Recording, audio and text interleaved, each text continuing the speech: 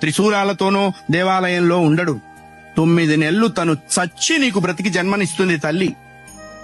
దేవాలయానికి వెళ్ళినప్పుడు దేవుడు కనపట్టలేదు నాన్న అని మనం ఏడిస్తే ఆ తండ్రి వాడి భుజాల మీద మనల్ని కూర్చోబెట్టి దేవుణ్ణి చూపిస్తాడు. అప్పుడు మనకి తెలుస్తావు మనం కూర్చున్నదే భగవంతుడి భుజాల మీద అని. తల్లిదండ్రులకి గుళ్ళు కట్టించక్కర్లేదు.